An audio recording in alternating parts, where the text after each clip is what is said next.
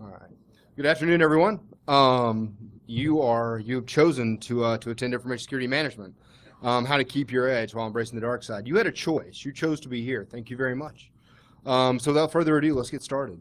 So mandatory disclaimer: the opinions presented here are solely my own. Blah blah blah blah blah. The really important thing is at the very very bottom, which is this presentation is my opinion. You shouldn't trust me or anyone else for that matter. A lot of the things that you see here, you really are going to have to experience yourself. So, a fork in the road. Alice in Wonderland, we all know the story. I'm going to read it. I hate people that read slides, but I'm going to read this because it's really important. So one day, Alice came to the fork of the road and saw a Cheshire cat in a tree. Which road do I take, she asked. Where do you want to go, was his response. I don't know, Alice responded. Then the cat said, it doesn't matter. So if you're in this talk, you're more than likely at a road, or you've passed a road, which is information security management. None of us, and I'm a manager, I'm an ISO, I've been an ISO for 5 years now. Yeah, 5 years. I was a manager actually before then. I have a team of 9 individuals. I have an organization of 25,000 people, soon to be 32,000 people. It's a large university. So, I was actually given a choice. There was a fork in the road. And when I was given that choice, all the data wasn't provided to me. So I'm here to tell you, I'm here to tell you the truth. I'm here to, go full disclosure. So maintaining your edge, a quick one-day comparison. So if I rewind my life back to 2007 when I was an Active Directory architect, I actually built the domain that we still actually use in my organization. It's actually just now getting rebuilt. A typical day looked like this. So on the far left, you have meetings, you have email. But then, beyond that, you've got service tickets, you've got projects, really technical projects, things like using, obviously doing LDAP calls, understanding schema, adding attributes, domain controller synchronization, all that really fun stuff I really loved, really enjoyed. Used to be batch. Now it's all PowerShell, but, that kind of stuff. And, there at the very, very end, there was a little bit of project management. All right, we fast forward to my life now. And by the way, I was working about a 9-hour day back then. This is my life now, and this is really, I can cuss here, which is awesome. This is really no shit. So I do about 5 hours a day in meetings. I do a couple more hours in email. I do another hour in project management. When I get home, I eat, hang out with my kids for about an hour and a half, and then I hit it again. A 10-hour day is a lot day for me. In April, I was doing about 16-hour days. That's pretty common. So let's just really quick comparison. You'll see lots of red. You'll see a little bit of blue. The projects that you work on as a manager are going to be drastically different than the projects you worked on as a technician. Don't let anyone ever tell you any otherwise. It's a lie. So let's go through a reality check. And again, going back to my previous slide, I hate people that read PowerPoint. This will be the last time I read the slide to you, but it's really, really kind of important, which information security management and practice require very different talent sets. So that's a fact. It's true. The most effective InfoSec managers have a strong technical background. That's equally true. I've actually met a couple of managers that were freshly minted, just had their management BBA out of school. They were put in charge of InfoSec teams, and they had no idea what they were doing, bless their hearts. They weren't really effective managers. They also weren't effective technicians, and they ended up, having to be let go. Managers, at a minimum, you're responsible for your team's performance. But even more important, you're partially responsible for your team's economic, professional, and personal well-being. If you're a dick to them, they'll react. And I'm going to get to that in a minute. But, you actually are influencing these people's lives. When embraced, it's absolutely the most rewarding piece of InfoSec ever. I've done, again, a lot of stuff with InfoSec. I've done pen testing. I've been a really heavy system administrator. This is the most rewarding thing I've ever done, but it's also the hardest thing I've ever done. And as a manager, maintaining your technical edge will absolutely require for you to sacrifice in other areas. There's a reason, actually, I think that we drink so much, and I'm right there with y'all. You will have to actually, kind of sacrifice other areas. Luckily, I have a spouse that's amazing. She really takes up the slack for me with our 2 kids. But it's really, really hard because I do work 16-hour days. And if you think, hey, once I embrace management, I'm going to get a 6-figure paycheck and I'm only going to be working 8-hour days and I can make all these people do all the work for me, you are full of crap if you believe that. You may be able to do that for a short period of time, but you won't be an effective manager. Facets of information security management. And this actually, I could go on for hours about this, but I want to cut this down, make this actionable. You've got program management, you've got team management, and then you've got the reason you're here, which is maintaining your edge. First and foremost, and it actually goes back to Zane's talk, anyone that was here before, information security is a function of the business. There's nothing worse than having a security practitioner and you're like, hey, you're an ISO or you're information security manager. What do you do? Hey, we do compliance and we do audit and we do pen test. No.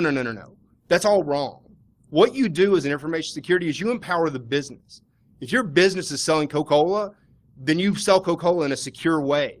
If your business is educating students the way we are, then guess what? We educate students and we do distance learning and we take payments and we treat FERPA data in a secure way. Because in doing so, I'm empowering the business. And then you as a student can worry about that grad paper you haven't done. And you don't have to worry about, us losing your credit card data when, you may happen to not be thinking about it. Measure everything and communicate clearly. This is the other thing. And again, this presentation originally was much longer, but I'm trying to really cut it down. You can actually, as technicians, we tend to be verbose. We tend to get into details. You start writing executive summary that you actually, pass upward to CIOs, to presidents. And you start saying things like, right here, what I wrote, the information security team has drastically reduced the number of incidents, which is a good thing. At this organization through the use of mitigating controls such as SIM, next-gen firewall, take a drink, IDS, client-based AV, firewall, blah, blah, blah, blah, blah. If you pass this to a CIO, if you pass this to a president, do you know what they're going to do? They're going to read the first 2 sentences, they're going to throw it in the trash. This is what you show them. Track everything. Metrics are critical. Good metrics. And I'm talking about quantifiable data, not qualifiable data. Not how do you feel about the information security program. Define in your organization, how do you define an incident? Once you know that, track the number of incidents, because by doing so, you can actually begin trend analysis. That is critical. It's at the very core of what you do and what your team's responsible for. This communicates the exact same thing we were saying earlier, just in a very, very, really quick graphical way. If the CIO, if the president, if my boss wants more information, then he or she can come to me and I'll be more than happy to provide that information. Team management. The key word is team.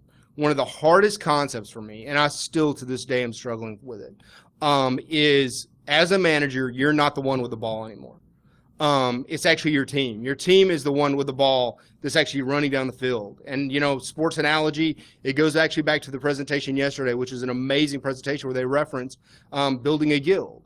You need your healers. You need your tanks. You need basically your DPSers that are sitting back here. You're not going to be able to be the person on those front lines anymore. You're not going to be able to be the tank. You're not the one with the ball anymore. In fact, in this picture, and I love this picture, you're the really big guy laying on the guy. That's you as the manager. Because as sure as I'm standing here, and this actually happened in my organization, your team is going to screw up. So we actually implemented VoIP not too long ago. And I'm telling you 3,000 phones over a 4-month period, huge VoIP implementation. So my team, we had a huge security evaluation. It took about 4 weeks and they ARPed the network. So we basically brought down an entire campus network via ARP poisoning. And as you can imagine, the CIO and my boss, the AVP, was very, very upset. She came to my office. She's like, Stephen, this isn't acceptable. We can't ARP the network. We're talking about denial of service attack. And you know what? She was right. And there's two roads you can take then. You can be like, you know what? It wasn't my fault. It was these guys' fault. I told them not to do this. I told them to be careful. But that's not what I did. I said, you're right. And I take full responsibility for it. Because the buck stops with you. And you're the one that actually blocks the guy with the football. Because all they were trying to do is do their job. All they were trying to do is secure the organization. Your job is to actually block for them. Sometimes as a manager, the most effective thing you can do for them is to keep assholes, and I'm not in any way saying my management's assholes, but vendors can be, and consultants are even worse, and auditors are the ultimate. Get them out of your way where they can do their job. I mean, I'm a CISA. I'm a Certified Information Security Auditor. And the reason I have that certification is because I have a love-hate relationship with auditors. Keep them out of your team's way where they can run the ball down the field, because in doing so, they'll make you look good. They'll make the organization look good. And, in the end, you'll all be more secure. So resolution tactics, and I kind of touched on this a little bit, and I came really close to cutting this slide. So when, you're in a situation like the VoIP situation, and I have to sit down with my team, and I'm like, hey, you ARP the network, DOSs are really not so good. We don't want to do this again. You really have 4 choices as a manager, in all types of conflict. You have take no action, you have coach, you have mediate, and you have take charge. Take charge is micromanaging. Take charge is basically get out of the way, I'll do this, you're a moron. Mediate is very much, hey, let's talk about this.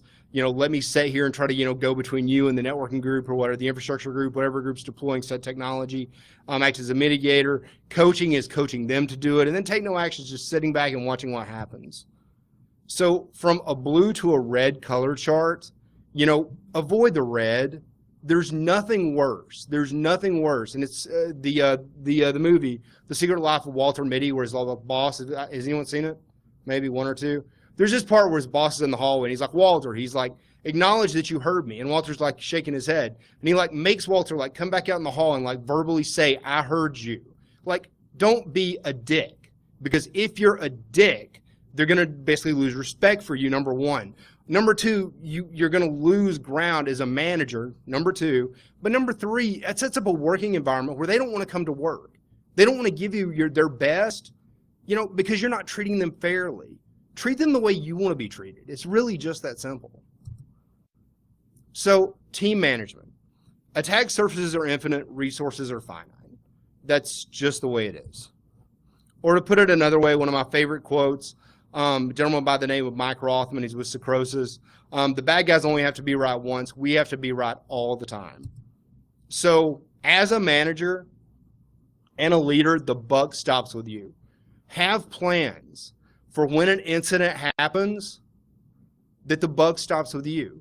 Absolutely meet with your team. Meet with your team weekly. If you have a team that's global, have Skype calls. Well, Skype's no, not Skype. Have Cisco. Yeah, no, not Cisco.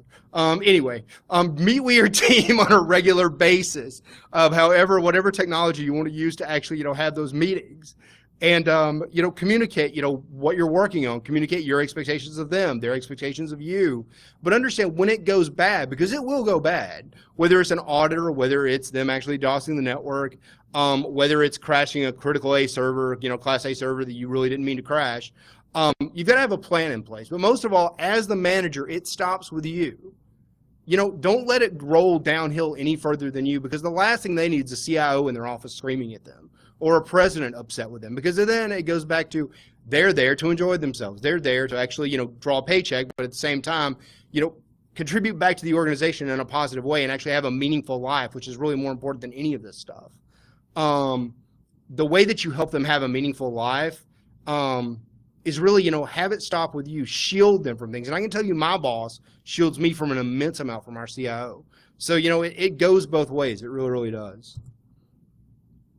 So going back to the Alice paradigm and the Cheshire Cat, when I was actually given the choice of management, it was very clear, hey, you can become a manager, and, with that management track, it's very likely you're going to make more money, and you're going to have more responsibility, and you're going to be more visible, and all those really cool things. And it sounded really awesome to me. And they were like, well, hey, what's even better is you can still, maintain and be right there in the technology. It's really a lie. At least for me, it was absolutely a lie. If that has not been your experience, I would love to talk to you afterwards, or maybe we can have a QA at the very end. It really is a lie. I have really kind of gone into management 100% to support my team.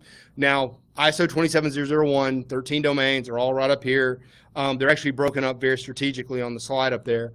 On the left, those things, those operational managerial controls that managers typically are responsible for, things like security policy, program management, human resources security, so working with HR, termination, hiring, making sure access controls are in order, Identity and access management, that's highly technical, but there's also very much an operational managerial portion. Down at the bottom, you've got compliance and audit and disaster recovery, BCP. Those can be technical, but they also can be very operational. And then on the far, your right, you've got physical and environmental security, communication operations management, access controls, information security, acquisition, development, and maintenance, and incident response. Those are technical processes. I can tell you that the team that I have, which is an amazing team, they very much focus, with the exception of one individual on the right. I have one really talented individual that actually is very interested in policy. He is toward the left. It's very, very difficult, at least in higher ed, to find someone that's oriented toward the left, toward risk management, toward program management, at a salary that we can pay them. It's very, very difficult because typically you become a manager and you really kind of go to a large Fortune 500 company, or you end to go up in consulting. So what I've had to do is I've had to supplement on that side and stay on that side. So just understand you can't be the master of all. It's impossible. I've met a lot of people, and y'all are a lot of really, really smart people in this room, but I can assure you that not a single one of you has a master of all these domains. Not just among yourself. That's why you have a team. You're more effective as a team. So maintaining your edge.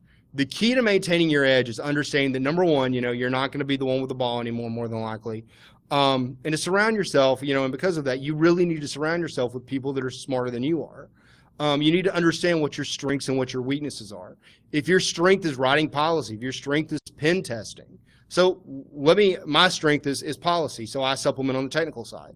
But if your strength is opposite, if I come from Active Directory like I did, and I'm really good at pen testing and I'm really good at DRBCP, then I'm going to go find policy people, and they're going to be very hard to find in the Atlanta area because it's a competitive market. But that's what I'm going to do. I'm going to supplement where I'm weak, and I'm going to surround myself with the best that I can get for the money that I have provided. I actually just hired my newest hire. He has 2 master's degrees. He has 17 years experience as a CISO. He's actually overqualified. He's actually more qualified than me, and he's like the most amazing hire ever. And a lot of people, would be threatened by that, but that's the exact opposite. The reason I hired him was because it's all about, surrounding yourself with people that are smarter than you. And his background is networking, and he's all about IPv6 and something, our organization is really not looking at right now. And he's already, done amazing things, and he's going to continue to. So, there's a great quote regarding this, which is, if you're the smartest person in the room, you're in the wrong room. Find a new room. This was yesterday. This is here. Y'all are all smarter than I am from a technology standpoint. So that's why I'm here. And we'll actually get to that in a minute. So put yourself outside of your comfort zone. So I presented nationwide. I presented at EDUCAUSE 3 times. I presented actually at CSO 40. We won an award 2 years ago for our IAM implementation.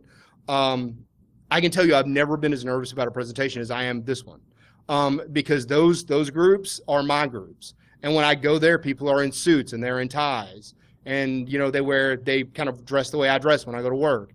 And this is the first time I think I've ever wore jeans to a presentation.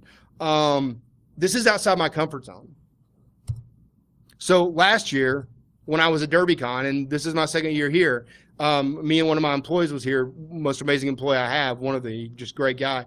I said, I want to come back here. I said, because I think I actually have something for this group, which is this presentation. I said, I'm going to do a CFP, and I really want to talk about the management side and what we really, really need. So, this is DerbyCon, and this is why I'm here. I really wanted to move as far out of my comfort zone as I could. And again, I'm not here to be average. I'm here to be awesome. And if you're going to do it, if you're going to go over to the management side, or if you're actually just going to stay on the technology side, by damned, do it to be awesome. Don't do it for a paycheck. Because people that do it for a paycheck are phoning it in. I meet those people all the time. We work in the greatest field in the world. Information security is the greatest field in the world. Because no matter, we accept all. If you're really good at policy, hey, guess what? We have a place for you. If you're really good at technology, we've got a place for you. If you're really good at Python, we've got a place for you. If you're really good at beating up auditors, you damn straight I've got a place for you. I mean, we really are an industry that we embrace everyone. And when we all embrace each other, when we become that family that we keep talking about here, that's when we're the strongest. So maintaining your edge. Stay curious. So last week, I was at Disney World. with my family, and it was a great trip. It was 7 days of awesome. We go to Disney World a lot because I'm in Atlanta. But we had a really good time. But when I was there, has anyone been to Disney World recently? Yeah. So Disney World is actually the Magic Bands. They've actually spent more money on the Magic Bands than they actually have. They could have built a fifth park, which is fascinating to me. They've spent billions of dollars on them. So the Magic Bands is kind of a whole nother topic. But what I found really, really fascinating was this rapid fill, which is RFID. So rapid fill, thanks. So rapid fill, they basically put RFID chips on the bottom of cups. Well, okay. Plastic cups, that you carry around for a week. That makes sense. Oh, no. They put them on the bottom of disposable cups. So if you buy a disposable cup at Disney World now, it comes with an RFID chip on the bottom. Well, why would you possibly do that? Well, because when you put it on the drink machine, it actually activates that RFID chip, and after 12 hours, that cup's no longer able to get drinks. So there are RFID readers actually, in these, in the actual drink machines, and you can actually see it there to the left. Well, there was this little girl at the pool, where my wife and I, of course, I ripped, the minute I got one of these cups, I was like, oh my God, this is the greatest thing ever. So I ripped the bottom out of it. And I'm looking at the RFID chip. And then I got my wife's cup. She's like, what you doing? I dumped her drink out and took her RFID chip. So there was this little girl at the pool, and she had this really awesome thermos, but she couldn't use it because it was this. So I was like, come here. And I was like, here, just take this little piece of paper and go put it on top of that black thing. You'll be able to get all the soda you want. And she was like, yay. And she went running up there, got this huge mountain of soda. So it's stay curious. It's just all this technology is out there, and everyone else, at Disney, they adopt this technology. They don't think anything about it, and that's such kind of a really simple kind of management example. But it's really important if you decide to go the management route. Please stay curious. I can tell you, my wife got very frustrated with me. She's like, "What are you doing? Why are you taking my cup apart?" I had a great time with it. I still actually, at home, I'm messing around with it. We actually have an RFID reader at work. So I was actually trying to figure out what frequency it was and what the actual chip contains, and trying to figure out what all they are doing with it, because they're not very forthcoming with that. Anyway, so wrapping up. So unicorns and a cat. Yep.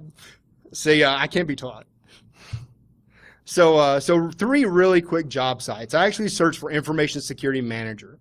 The one on the left is LinkedIn. The one in the middle is Monster, and the one on the right is Glassdoor. So LinkedIn has 21,000 job postings. Monster has 375, and Glassdoor has 25,345. There is a huge deficit right now for information security management. Huge deficit. I want you from a technology standpoint to consider going down this road. But I want you to understand it's not a road to go down lightly. I want you to understand that you will have to make sacrifices and that you will have to give up some of your technical competency. But I can tell you that if you choose to go down this road, it will be the most rewarding thing you've ever done in your life, at least from a job, from a career standpoint, because we need more people. What I'm terrified of, and I was actually talking to someone about this last night, is we're beginning to get these managers that have no concept of information security as a holistic practice as information security managers. We don't need those people, because those people are actually bad for our industry. They really, really are, and they're actually driving a lot of people away from a lot of organizations, talented technical people. We've all had bad managers. If you want to go down this road, please talk to me after this talk. I can certainly, I'll be a resource to you. I'll be a mentor any way I can help you. Yeah. So that's all I've got. My name's Stephen Gay. There's my email. There's my Twitter. It's Red Palmetto, and my LinkedIn. And it's really actually been an honor to be here. So thank y'all so much. And we have, I think, 2 minutes. So anyone have any questions?